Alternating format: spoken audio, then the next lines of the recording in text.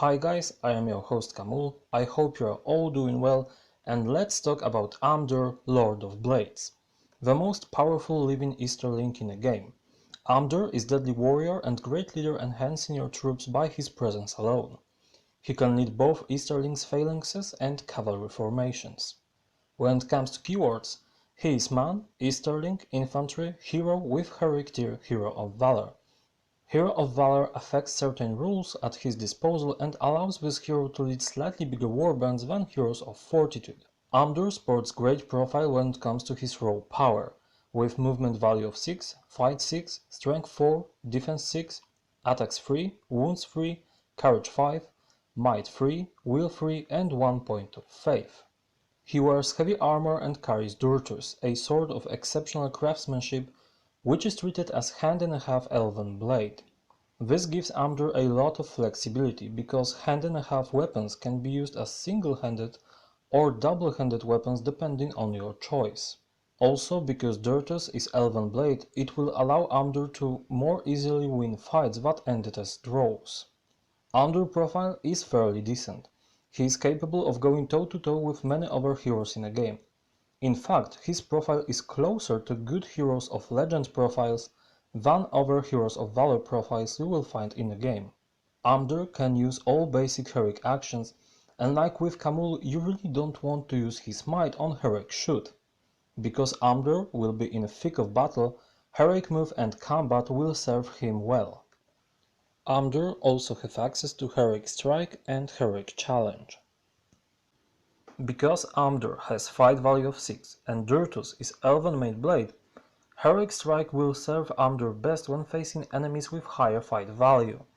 Against other heroes with fight 6, you can count on Durtus to carry the day. Of course, if you don't feel lucky, feel free to use this action in order to gain even bigger advantage. Heroic Challenge is what Amdur is all about. This hero is portrayed by Games Workshop as a skilled duelist, best among his kind, so it's fairly reasonable he was given this action. Coupled with his excellent stat line, good stores of might, special weapon and special rules, Amdur can benefit from this action tremendously. Also, just like Khamul, Amdur has bigger selection of heroes to challenge thanks to him being Hero of Valor. When it comes to options, there's only one, Armored Horse. This will change Amdur into cavalry model, granting him all advantages cavalry has over infantry models. This option also directly affects Gleaming Horde special rule, as it requires model to be mounted. Let's stop here for a moment and discuss both versions of Amdur, foot and mounted. When he is foot slogging, Amdur should lead a phalanx and have support of 2 pikemen, granting him some additional attacks. Thanks to those additional attacks, Amdur can use his sword as double-handed weapon more often. This is because double-handed weapons give model using them a -1 modifier to their dual rolls. But this modifier does not apply to supporting models. Mounted Amdur will no longer be able to receive pike support, because generally speaking infantry models are unable to support cavalry ones. But Horse will grant him increased movement, allow him to use Gleaming Horde rule, and give all cavalry charge bonuses. Amdur on horseback will have to rely on Durtus as a single-handed weapon, unless if you commit some cataphracts to join in his fights. Amdur has plenty of special rules. He is probably the most gifted model in the entire game when it comes to sheer number of rules he can use. Blood and Glory is awesome ability. Every time Amdur slays enemy hero, he regains a point of might he spent earlier. You can couple this with Heroic Challenge. Thanks to Blood and Glory, you will regain point you spent on declaring Heroic Challenge, and then, after slaying enemy hero, you will be awarded with D3 points of might.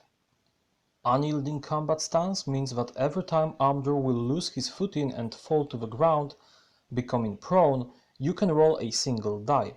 If the result is 4+, he will immediately stand on his feet again. You can make this roll even against abilities such as Knocked Flying. Phalanx rule gives Eastern invaders 2 great effects. Because first one, which allows warriors to wield both shields and pikes, doesn't apply here, we will focus on second one.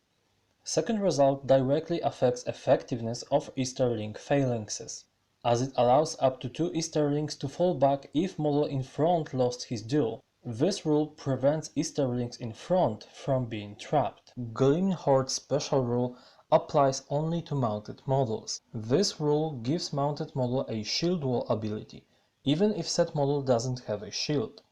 Shield wall grants additional point of defense to a model that is in base contact with 2 other models with this rule.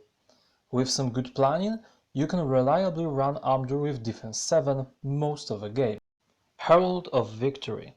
Amdur inspires surrounding him Easterlings to fight with even greater skill. This ability grants banner-like effect to all models with Easterling keyword that are within 3 inch around. This includes Amdur himself. However, if Amdur kills enemy leader, this effect will work within 6 inches. Lord of Blades is truly unique ability that makes Amdur really hard to defeat by other heroes of similar skill. If enemy hero declares Heroic Strike, Amdur can immediately declare Heroic Strike absolutely free. If Amdur already declared another heroic action in that combat phase, you have a choice. You can change action you declared to Heroic Strike. What are the biggest pros and cons of Amdur? When it comes to pros, he has great stat line with fight value of 6 and 3 attacks. He has Heroic tier Hero of Valor. He has good might value, Durtus, which is a special weapon with some actually useful abilities. He has plenty of special rules himself, and he is good both on foot and horse.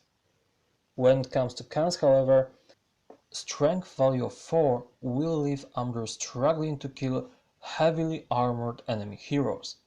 This is where you would like to use Durtus as a double-handed weapon, but this comes at a cost and requires some careful planning. Defense value of 6 is also nothing really special when it comes to a hero.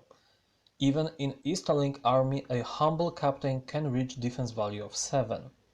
Also, Amdur has only 1 point of faith, so you need to keep him safe from enemy missiles, otherwise he may die before he even reaches enemy lines. With all that said, Amdur is truly exceptional duelist. If you manage to keep him safe from enemy missiles and launch at enemy heroes, you can expect him to win most of the fights. When running him, you should consider War Priest, as his Blade Wrath spell negates Amdur relatively low strength value. I personally like to run Amdur mounted to take the advantage of Gleaming Horde and increased movement. Hope you enjoyed this one, and see you soon in Dragon Knight profile discussion.